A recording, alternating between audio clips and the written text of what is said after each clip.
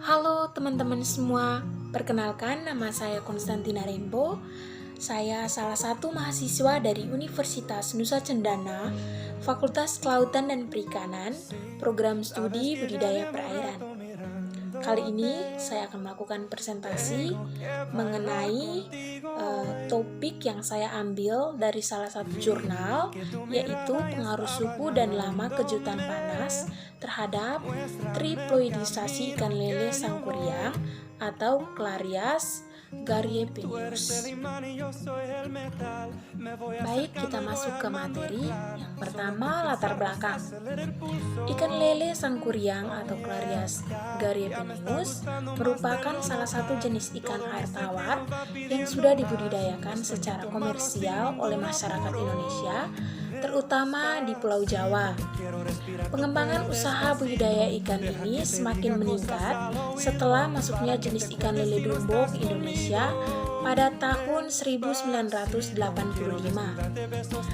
Naiknya permintaan terhadap benih yang bermutu baik kuantitas maupun kualitas dan harus tersedia setiap saat mengakibatkan meningkatnya kegiatan usaha pembudidayaan ikan lele.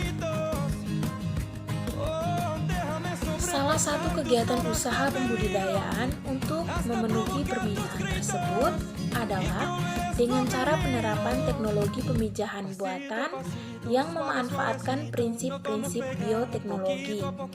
Salah satu prinsip bioteknologi untuk meningkatkan produksi benih baik kualitas maupun kuantitasnya adalah rekayasa genetik.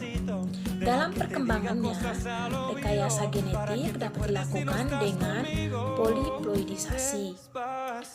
Poliploidisasi merupakan salah satu metode manipulasi kromosom yang bertujuan untuk meningkatkan dan memperbaiki kualitas ikan agar menghasilkan benih-benih ikan yang mempunyai keunggulan antara lain pertumbuhannya cepat, toleransi terhadap lingkungan, dan resisten terhadap penyakit. Yang berikut masuk ke metode.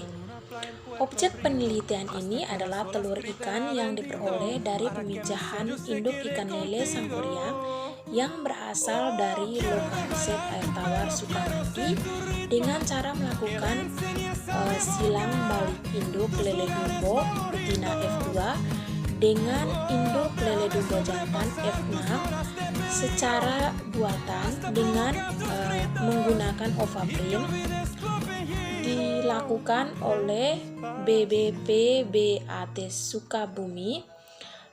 Larva lele sangkuriang berumur 30 hari dan ikan lele sangkuriang berumur 90 hari.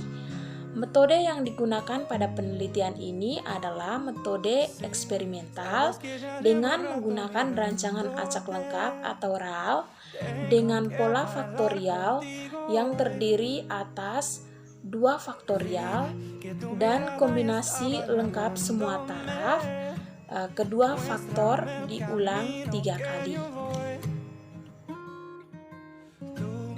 Baik teman-teman, jadi di sini parameter yang diamati yang pertama derajat perkembangan telur atau DPT, yang kedua derajat tetas telur atau DT, yang ketiga derajat kelangsungan hidup atau KH, yang keempat abnormalitas, yang kelima derajat pertumbuhan, yang keenam induksi ploidisasi atau IP.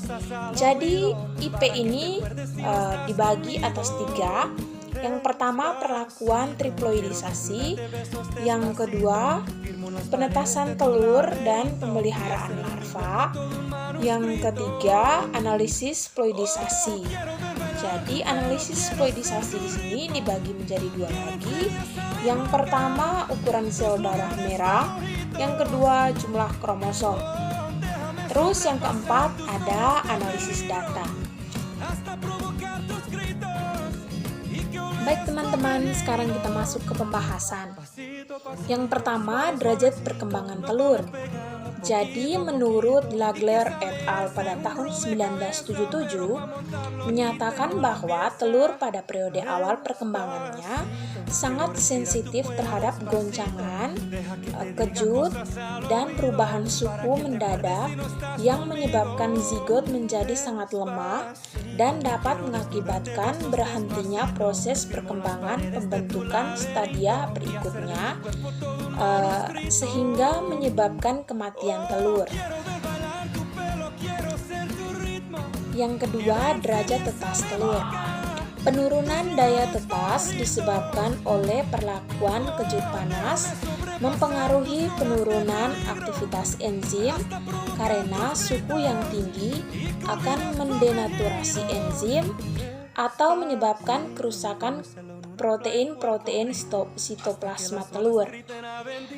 Enzim tersebut dinamakan korionase yang terdiri dari pseudokeratine yang kerjanya bersifat mereduksi korion menjadi lunak.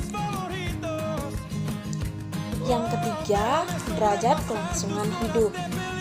Menurut Effendi pada tahun 1997 menyatakan bahwa kemampuan bertahan hidup di atas 50% digolongkan baik, antara 30-50% digolongkan sedang, dan di bawah 30% termasuk jelek.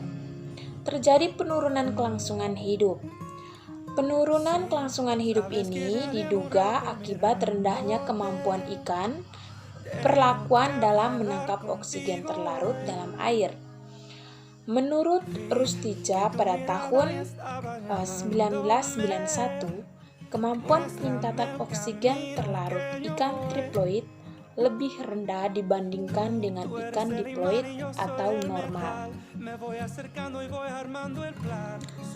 Yang keempat, abnormalitas.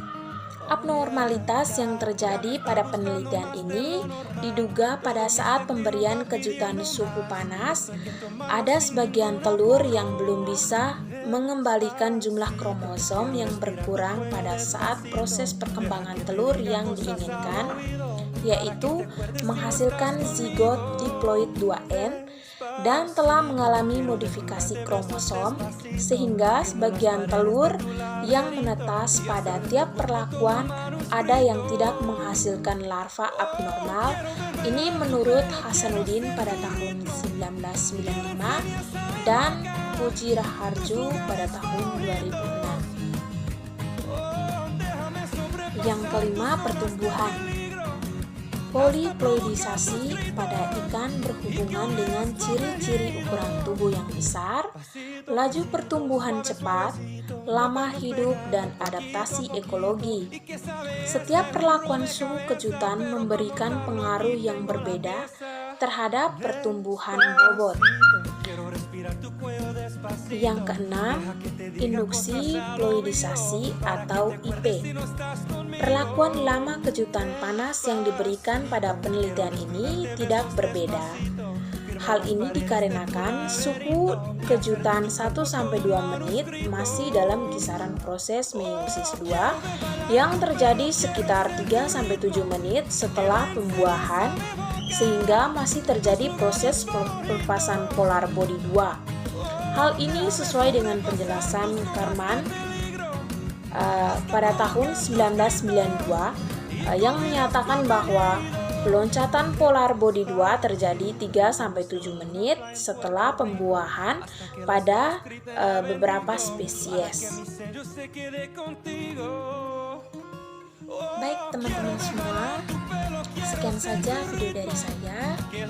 Bila ada kesalahan dalam penyampaian, saya mohon maaf. Sekian dan terima kasih.